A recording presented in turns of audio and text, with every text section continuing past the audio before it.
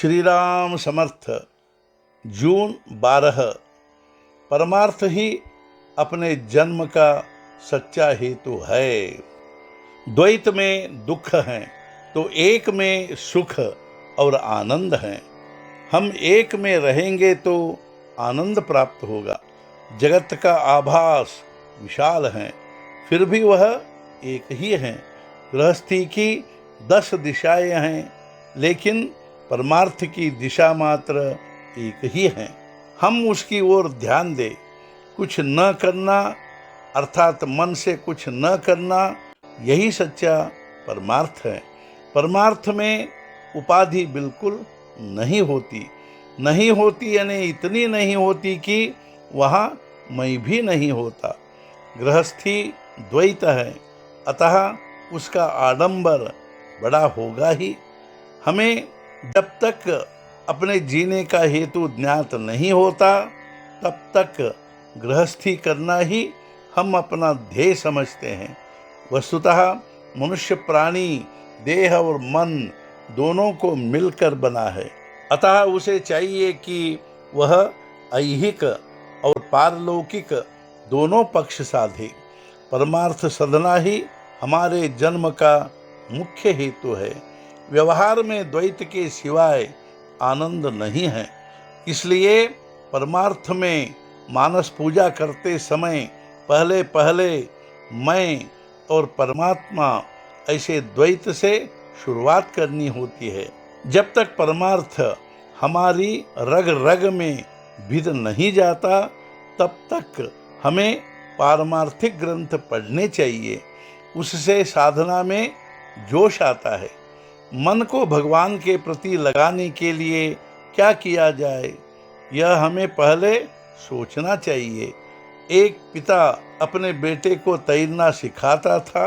वह पहले लड़के को पानी में टखने तक ले गया, फिर घुटने तक पानी में ले गया, बाद में थोड़ा और आगे ले गया। फिर एक दिन तो उसने बेटे को गहरे पानी में खींच लिया। इसी तरह हमारे गुरु हमें शनै शनै परमार्थ सिखाते हैं। हमें पानी में उतरना मात्र चाहिए। हम देह से गृहस्थी करते हैं, लेकिन वह सफल नहीं होती। इसलिए संतों ने नामस्मरण का मार्ग दिखाया है, लेकिन हमारी होशियारी, हमारा अभिमान नामस्मरण में बाधा बनते हैं। उसे क्या करें? यह अभिमान हम में कोई दूसरा उत्पन्न करता है, ऐसा थोड़े ही है। जो हमारी समझ में नहीं आता, ऐसा वासना का सूक्ष्म बीज हम में कहीं न कहीं छिपा होता है। उसके कारण हमारी संसार की अभिलाषा नहीं छूटती। इसलिए संतों ने एक उपाय सुझाया है, और वह उपाय यह है कि हम निरंतर नामस्मरण करते रहे और विषय की उर्मी निर्माण ही न होने दे। गृहस्थी में जो विघ्न आते हैं, वे हमें चेतावनी देने आते हैं, वे हमें जगाते हैं। हमने जन्म लिया है तो भगवान को जानने के लिए लिया है, यह हम भूले नहीं। इसलिए विघ्नों संकटों की योजना होती है। विघ्न इसलिए आते हैं कि हम भगवान के समीप जाते रहें, अतः उनसे न घबरा कर हम भगवान के नाम में ही अपने को भूल जाए। यही परमार्थ का सरल रास्ता है। आज का मुख्य विचार, जहाँ आलस्य छा जाता है, वहाँ परमार्थ डूबता है। सद्गुरुनाथ महाराज की जय। जय जय रघुवीर समर्थ।